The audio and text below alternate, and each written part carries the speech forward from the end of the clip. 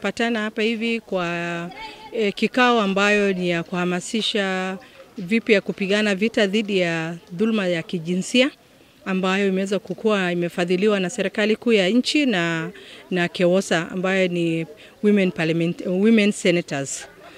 Jambo ambalo tumeweza kuhimiza wananchi kujua ya kwamba dhulma dhidi ya jinsia ilikuwa ni mingi, lakini but now tunaiona ya kwamba sexism na femicide katika nchi vile iko juu. Kwa hivyo leo tumekuja ili tuweze kuhamasishana na tujue ya kwamba hiyo jinamizi si jinamizi imeweza kuisha, but iko na ni vipi kupigana nayo. Na hayo ndio imeweza kutuwekanisha sisi wote katika kikao hii leo, na ili tuweze kuiendesha kutoka leo kuendelea mbele. Kwa nini wakati huu vita dhidi ya jinsia ni vita ambayo ilikuwa inaendelea, but leo hii sentiments za sexism against women leaders imeweza hata pia kuongezeka. Tuliona mara ya kwanza katika radio show ambayo ilikuwa ina target the senator, na sasa ya pili tumeona katika siku ambayo ni adhimu, siku ambayo ya kitaifa mama aliweza kutukanwa pia. So tuliona ni jambo hatuwezi kuliacha chini, kwa sababu kesho itaenda kwa women MPs, next time utapata ni women MCAs, ama wale wenye watakuwa naendelea kuaspire kutaka women politician. Kwa hivyo tumeiona ya kwamba tunaelekea mwaka za siasa zinakaribia, ni jambo ambalo tunastahili kulipiga vita mapema, ndo iwe funzo kwa wale wana ulimi chafu na wale wako na nia ya kutukana wanawake. Na mimi wito wangu ni kwa wanaume wote popote walipo, ama kwa mwanamke yote. Kuna lugha mengi na kuna mambo mengi ya kuelezana. Mambo ya matusi ilipitwa na wakati, na ukiona mtu ulimi yake ni chafu, inamaanisha hata tumbo yake, roho yake pia ni chafu. Kwa hivyo ni jambo ambalo kila mwanamke popote yako anastahili kupigana nalo. Na pia wanaume viongozi ni jambo ambalo wanastahili pia wao kuipiga vita, kwa sababu wao pia wametoka katika boma ambalo wanaongozwa na viongozi wa mama, na pia wamechaguliwa na wakina mama. Kwa hivyo heshima ni lazima, ni jambo ambalo lazima liwe linatiliwa mkazo. Sheria nchi nayo haikubali. Ukiangalia article 10 leadership and values of this country principles, unapata ya kwamba halikubali mtu ambaye ni kioo cha jamii, level ya over political figure awe anatumia cheche na maneno ambayo limepitwa na wakati, na maneno ambayo kimataifa linapigwa vita. Naam. Asante.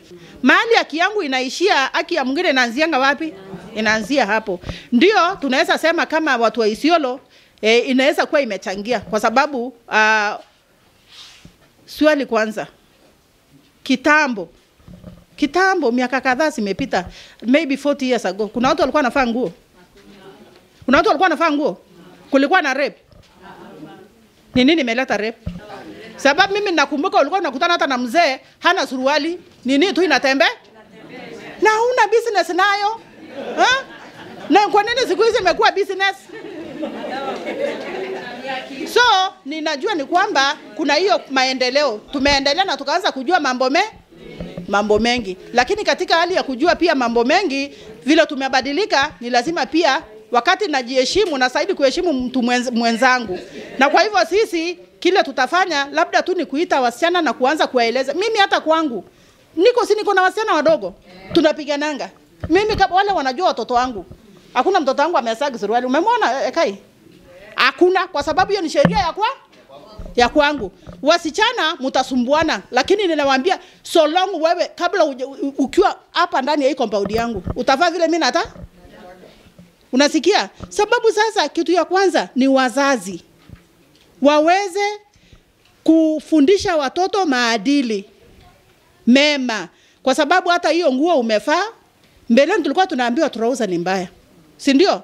Lakini kumbuka sasa hizi wakati ya mambo ya rape, ni gani mzuri? Trouser ndio mzuri, kwa sababu mtangangana tu trouser mpaka akuwe na wembe. So unapata tunafunzwa tu pole. Tunafunza mbele tulikuwa tunasema trouser ni mbaya, lakini kila mtu saizi ameamua kununulia mtoto wake nini? trouser, kwa sababu kitamba apige nduru na hii mtu angane na trouser atapatwa na so imekuwa another symbol of protection. So ni wazazi tuweze kuzungumzia watoto, hatusemi kila mtu anulie mtoto wake trouser, lakini tuzungumzie watoto pia, isije kuwa hiyo ndio chance ya kufanywa yeye kurepiwa. Na pia vijana uwafunze ya kwamba kitu ambaye si chako kina utamu gani? Chochote itakuongojea ni nini? Ni jela, si ndio? Chochote itakuongojea ni jela. Ukiona imekupendeza ufanye rape, enda nunulia bibi yako miniskirt, afae. Pia bibi yako nunulia ka miniskirt kadogo kanafanana na ile ukimwona inakupendeza. Mimi ni mwanaharakati na nimekuwa kwa hii kazi ya wanaharakati for almost over 5 years. Ya kwanza, I really respect wenye walipanga hii mikutano, Madam Senator, timu yake, watu wa Isiolo. I'm really happy for this space because ninaona different tribes, different religions tuko hapa, na sisi yote tuko na haki ya kusema what is pinning us down. First of all, changamoto zote zinatokea mostly inakuanga ni sisi wa mama tunakuwa affected at large. Mostly, at most. I'm not leaving men behind, but ninasema mostly ni sisi wanawake. Yangu ya kwanza, wanawake sisi ndio tunadhulumiwa, sisi ndio tunaumia, na sisi ndio tunaficha siri. Kijana yako akienda rape msichana ya watu huko nje, utaki kijana yako serve prison. Unataka kusema ni mtoto wangu, tumbo inaniuma lilizaa. Si wewe peke yako ulizaa, mama. Hata mama huyo msichana amedhulumiwa, amezaa na uchungu ni ile. If I am the voice and I'm challenging others, nikienda kuwapea 80,000 as Fanny is saying, nikienda kupeana 50,000, nimefanya kijana yangu kesho hakuwe si mwanadamu. Hata kwake akioa leo ataenda rape bado nje. So I'm raising a rapist without knowing. I'm raising a prostitute without knowing. Pole tu. Wewe mwenyewe ndio unaendelea kuwekea fertilizer. Akifanya huko akisodomize unapeana 50k. Utapeana mpaka lini mama?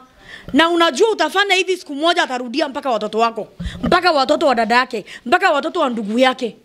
Why are we hiding the sin under our sheet? Ni kwa nini tunaficha mambo maovu ndani ya nguo zetu kama wamama? Secondly, as an input, kuna walemavu as speak, people able differently. There is a case that we are handling. Kuna hawa watoto wajiwezi, for example, they are blind, kuna wale wasikii madam, kuna wale ni dumb hawezani kuongea. Unapata mostly sometimes tunaenda kutafuta kazi, tunawaacha manyumbani. Hawa watoto wanadhulumiwa. Unajaribu kutafuta haki ya mtoto, hautamuongelesha na mdomo akusikie. There is a case that Pauline was handling. Akaenda akapeleka huyo Jamali rape huyo bubu kotini. Bubu akasema, wewe uko na mzee, anaonyesha na sign language. Wewe uko na mzee na unapeanga haki yako, unasikia hivyo Jamili ilipewa haki na ukija? Mama akashindwa atasema nini? This kid does not understand ule mama anamtetea. Ule bubu alisikia raha, na unaelewa ni mtoto hajawahi guzwa. So huyu jamaa amekuwa akiguza, imekuwa ni mti. Ndio unashangaa viyote wengine wana mimba. Mimba walitoa wapi na hajaolewa? Watu wanateka advantage. Now those people who use those kids ni watu wakonomo kama sisi. As a mother, as a kid, I'm standing here. Nikisema leo, wamama, tunaficha siri zetu. Tukiumia huko manyumbani, tunaficha aibu yetu. Hii tumbo, hata nikipewa leo kuku, kesho bado itahitaji hiyo kuku. Hii ni shimo na itajaa. Kwa hivyo wewe ukiongwa leo, like tunasema siku ile tukisimama kama wanaharakati, tukisema kutukana mama ni makosa, wewe mama mwingine hata una haya, unasimama, unasema unatetea hiyo. Mmoja amenyolewa, kesho ni wewe utanyolewa. Tia yako maji, be ready. Ametusi you leo, na wewe una support. Can we women be others women's keeper? Can we stand to say that this is wrong, this is wrong? Whether she's my tribe, whether she's not my tribe, whether she's a Muslim, she's not a Muslim, she's a human being.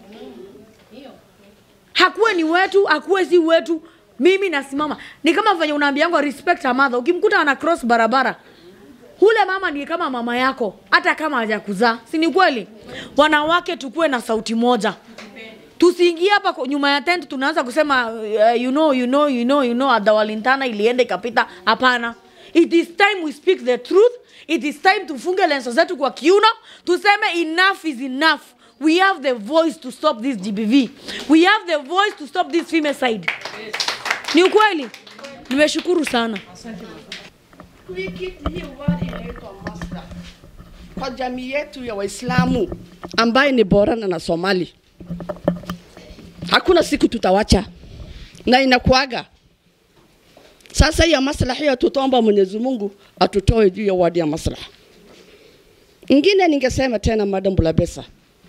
Mimi ni mkazi ya Bulabesa. Bulabesa kuna school drop out wengi sana. Umesikia nikitaja kuna wazazi hawapendi watoto. Mbona nasema hivi? Utaona msichana ako teenager. Msichana anadid so many things anahitaji. Mama hampati na mama akona pesa kusaidia msichana wake. Msichana wako mind yake itaingia nini? Ajitafutie. With 1 month utaona msichana akona touch. Hiyo touch ya nini? Ni communication. Mwenye amekununulia hiyo simu. Ya pili, utaona msichana ako kwa mtandao kujitafutia. Mama hawezi kuuliza msichana wako, hii touch ulitoa wapi? Mama hawezi kuuliza msichana wako, siku hizi unapakaga marashi ambayo iko na harufu mzuri, hii pesa mimi sijakupatia umetoa wapi? Sisi wenyewe wazazi tuko kwa hiyo hatari. Na ukiona msichana wako akona amechange tabia, there must be something. Ya tatu, utaona msichana ameolewa with 6 months, vile dadangu Anaba amesema, divorce ni wengi sana. Mbona ni wengi? Hiya question inaenda kwa vijana na wazee. Na sisemi kwa ubaya. Kama mtu anaona vibaya naomba radhi. Msichana ukimuuliza kwa nini na umeolewa jana leo unawachana, bwana mbona kesho unapeleka kwa kadhi? Hii ni bwana gani? Hii bwana ni ndiza lala na mimi. Na nini nifanya hivi? Ni mahadarati. Kuna wazee kama wajavuta bangi walalagi na bwana zao. Surely, I mean mabibi zao. Wakivuta watakuwa na steam, wataenda kwa bibi.